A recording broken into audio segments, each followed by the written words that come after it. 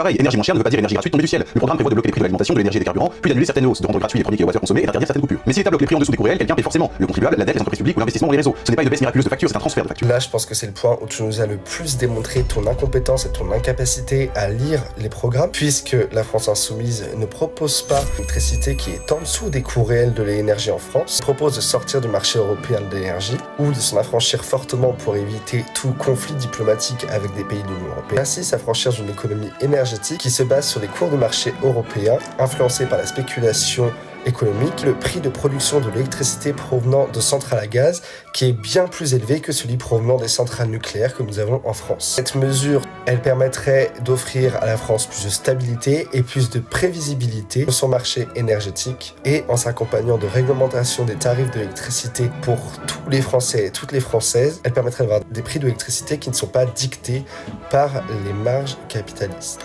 Alors vous allez me dire que cette mesure existe déjà aujourd'hui. Aujourd'hui, seules certaines petites structures et certains particuliers ont droit à des prix réglementés de l'électricité. France Insoumise propose que tous les Français, toutes les Françaises, ainsi que toutes les entreprises françaises y aient le droit. La France Insoumise propose également de renforcer le rôle d'EDF en France en s'affranchissant des approvisionnements d'électricité provenant d'autres pays qui eux aussi sont dus à notre liaison avec le marché européen de l'électricité et voudrait empêcher la privatisation de certaines structures énergétiques telles que des barrages qui sont très importantes et dont la privatisation n'entraînerait que la hausse des prix de l'électricité. Quant aux kilowattheures gratuits proposés par la France Insoumise, ils ne seront pas financés par le contribuable, comme Tanguy David le dit si bien, mais ils seraient financés par les gros consommateurs qui paieraient le kilowattheure plus cher que les consommateurs qui auraient une consommation moyenne à faible. À noter que les premiers kilowattheures gratuits sont valables pour tous les foyers et toutes les entreprises.